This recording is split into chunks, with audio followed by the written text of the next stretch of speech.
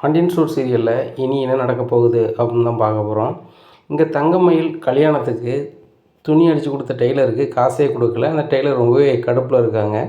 இந்த சூழ்நிலையில் பாக்கியத்தை பார்க்குறாங்க. பாக்கியத்தை பார்த்து கேட்குறாங்க, ஏம்மா நீங்கள் ஊர் பூரா கடை வாங்கி வச்சுருக்கீங்க, ஆனாலும் உங்களுக்கு எதுக்காக உங்கள் பொண்ணுக்கு நான் துணி அடித்து கொடுத்தேன் அப்படின்னு சொன்னால் ஒரு கல்யாண காரியம்னு சொல்கிறீங்க. அதனால தானம்மா உங்கள்கிட்ட அட்வான்ஸ் கூட வாங்காமல் அடித்து கொடுத்தேன். நீங்கள் ஏம்மா அதுக்குள்ளே காசையே தரமாட்டேறீங்க அப்படிங்கிறாங்க. காசா இருந்தால் தரமாட்டோம், வரும்போது தரேன் அப்படிங்கிறாங்க. இவ்வளோ அசால்ட்டாக பேசுகிறீங்க, நல்லாவே இல்லை இது.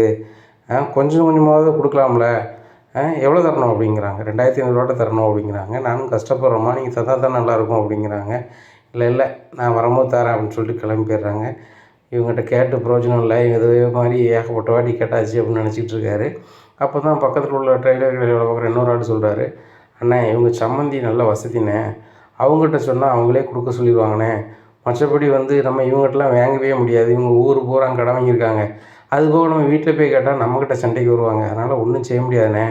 பக்கத்து ஊரில் பாண்டியன் ஸ்டோர்னு சொல்லி கடை வச்சுருக்குறாங்கல்ல, அவங்ககிட்ட போய் நம்ம சொல்லிடுவோம் அப்படிங்கிறாங்க. உனக்கு தெரியுமா அவங்கள அப்படிங்கிறாங்க.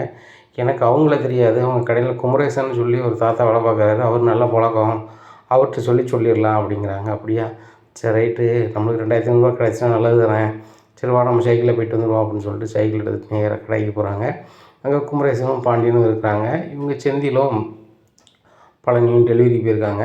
அப்போ போகும்போது குமரேசன் தாத்தா அப்படிங்கிறாங்க, என்ன தம்பி வா, நல்லா இருக்கியா, டெய்லர் தம்பி 2 பேரும் இங்கே நிற்கல என்ன அப்படிங்கிறாங்க. உங்களை தான் பார்க்க வந்தோம் அப்படிங்கிறாங்க. என்ன விஷயம் அப்படிங்கிறாங்க. இல்லை உங்கள் கடை ஓனர் இருக்காங்களா அப்படிங்கிறாங்க. உடனே பாண்டியன் திரும்பி பார்க்குறாங்க. அம்மா என் கடை ஓனர் பாண்டியன் தான் அப்படிங்கிறாங்க. ஆமாம் இவங்க சம்மந்தி வீட்டில் கொஞ்சம் பைசா தரணும், தரவே மாட்டுறாங்க அப்படிங்கிறாங்க.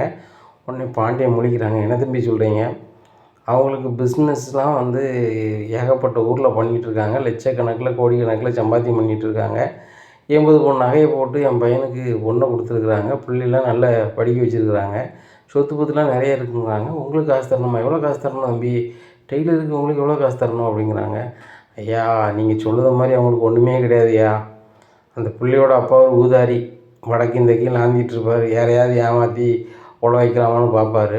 அது போக அவங்க அம்மா பக்கா ஃப்ராடு, அவங்க சந்தா அது இதுன்னு ஒவ்வொருத்தட்டையே கடன் வாங்கி வட்டிக்கு வாங்கி கொடுக்க மாட்டாங்க. வீட்டில் போய் கேட்டாலும் பிரச்சனை பண்ணுவாங்க, நம்ம மேலே வம்புழுத்து நம்ம மேலே போய் கம்ப்ளைண்ட் பண்ணுவாங்க. அப்படி ஆட்களையா இந்த கல்யாணத்துக்கு, அந்த பிள்ளை கல்யாணத்துக்கு துணி அடிச்சாருன்னு சொன்னாங்க. நான் எவ்வளவோ சொன்னேன். அப்போ இல்லை அடித்து தாங்க தந்துருவோம் அப்படின்னாங்க.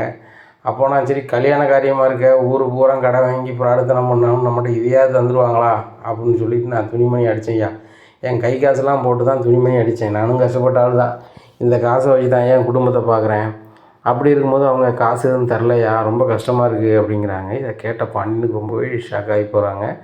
இவர் என்ன சொல்கிறாரு அப்படின்னு சொல்லிட்டு, அண்ணாச்சி இந்த 2500 பெரிய காசில் நான் தந்துடுறேன், ஆனால் அந்த குடும்பத்தை நீங்கள் குறைச்சி பேசுகிறீங்களா, அதான் ரொம்ப கஷ்டமாக இருக்குது, அவங்க நல்லா வசதி தொழிலெலாம் பண்ணுறாங்கன்னு சொல்கிறாங்களே அப்படிங்கிறாங்க. ஐயா அவங்களுக்கு கொடுக்க வேண்டிய பணத்தை நீங்கள் தாரேன்னு சொல்லிட்டு கேட்காமடி சொல்கிறீங்க, உங்கள் மனசு எனக்கு நல்லா புரியுதுங்கய்யா, உங்களை உண்மையிலே ஏமாற்றிருக்கிறாங்க. நான் கல்யாண கார்டு கூட நான் கூட பார்த்தேன், அந்த பிள்ளை கனமாக படிச்சிருக்கதாகலாம் கார்டில் போட்டிருந்துச்சு, ஆனால் அந்த பிள்ளை கனமாக படிக்கலையா, கம்மியாக தான் படிச்சிருக்கு.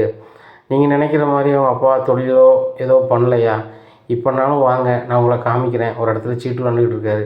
அப்படி ஒரு ஊதாரித்தனமாக அலையக்கூடிய நபர் தான் அவர், மற்றபடி எந்த வேலைக்கும் போகிற ஆள் கிடையாது அப்படிங்கிறாங்க. என்னங்க சொல்கிறீங்க, காலையில் கூட என் பிறந்தநாளுக்கு வந்தாங்க, வந்துட்டு என் வீட்டுக்காரர் பிஸ்னஸ் விஷயமாக ஒரு இடத்துக்கு போயிருக்காங்க, வச்சுருக்காங்கன்னு சொன்னாங்க அப்படிங்கிறாங்க. ஐயா எல்லாமே ஃப்ராடு தான் ஐயா, இப்போ நீங்கள் எனக்குள்ளே காசு தரேங்கிறீங்க, நாங்கள் வாங்க உங்களுக்கு நான் காமிக்கிறேன் அப்படின்னு சொல்லிட்டு சொல்கிறாங்க.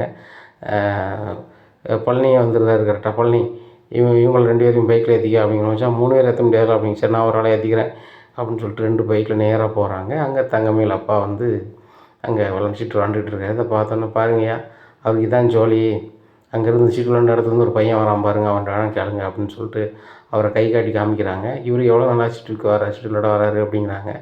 ஆளாக வர்றது அவர் தான், அவர் காசு எதுவும் கொண்டு வர மாட்டார், மற்றவங்ககிட்ட ஏதாவது ஆட்டையை போட்டு அப்படியே தேற்றுவார். அப்படி தேர்த்தி இவர் 200 300 ஆட்டையை போட்டார் அப்படின்னா அதுக்கப்புறம் விளாட மாட்டார், ஓடிடுவார். இதே கணக்கு தான் அவர் பண்ணிகிட்ருப்பார். அதுபோக எவனாவது ஊர் எதுக்குள்ளே புதுசாக எவனாவது வந்தோம்னா அவனை ஏமாற்றி ஆட்டை போட பார்ப்பார். அதே தான் ஜோலி.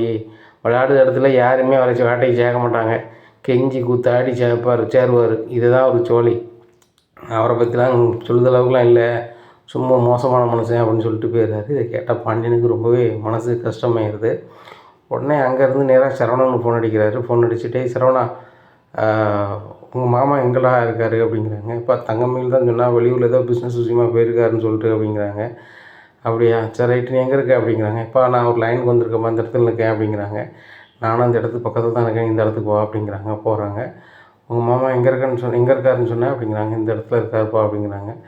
அந்த இடம் இதுதானா அப்படின்னு காமிக்கிறாங்க. இதை பார்த்த சரவணன் ரொம்பவே ஷாக் ஆகிடுறாங்க. ஷாக் ஆகிட்டு அங்கேருந்து சரவணனுக்கு சரியான வெக்கையாயிருது. என்னப்பா இப்படி போய் சொல்லியிருக்காங்க அப்படிங்கிறாங்க. அதான்டா எனக்கு ரொம்ப குழப்பமா இருக்குது. இந்த டெய்லர்கிட்ட வந்து கல்யாணத்துக்கு வந்து துணி அடிக்க கொடுத்துருந்தாங்களாம் தங்கமயிலுக்கு. அதுக்கு காசு கொடுக்கல. அதுக்கு காசு கேட்டு தான் வந்து உங்கள் சம்மந்தி தர சொல்லுங்கன்னு சொல்லி தான் வந்திருந்தார். சரி, 2500 ஒரு மனுஷன் நம்ம கஷ்டப்படுத்தோன்னா நான் கொடுத்துட்டேன், அதான் பிரச்சனை இல்லை. ஆனால் இவங்க ஏகப்பட்ட பொய் சொல்லியிருக்காங்கடா, அதான் எனக்கு ரொம்ப கஷ்டமாக இருக்குது அப்படிங்கிறாங்க. எப்பா இதை நம்ம சும்மா விடக்கூடாதுப்பா, இது என்ன ஏதுன்னு கேட்டால் தான் முடியும் அப்படின்னு சொல்லிட்டு நேராக போகிறாரு. தங்கமயிலப்பா தோளில் கை வைக்கிறாரு. இதை பார்த்தோன்னே மாப்பிள்ளை இல்லை அப்படின்னு சொல்லிட்டு, மாப்பிள்ளை வாங்க எப்போ வந்தீங்க அப்படி இப்படின்னு சமாளிக்கிறாங்க. இங்கே பாருங்கள், சமாளிக்க வேண்டாம், முதல்ல வாங்க எங்கள் அப்பாட்ட வந்து பேசுங்க அப்படிங்கிறாங்க. ஆஹா, பாண்டியங்கண்டியெல்லாம் தெரிஞ்சு தான் வந்துட்டாங்களா, டெய்லர் வேறு எங்களுக்கானே அப்படின்னு சொல்லிட்டு முடிக்காங்க. இனி என்ன நடக்கும் அப்படிங்கிறத பொறுத்திருந்து பார்க்கலாம். நம்ம சேனலை நீங்கள் மறக்காமல் லைக் அண்ட் சப்ஸ்கிரைப் பண்ணுங்கள். நன்றி, வணக்கம்.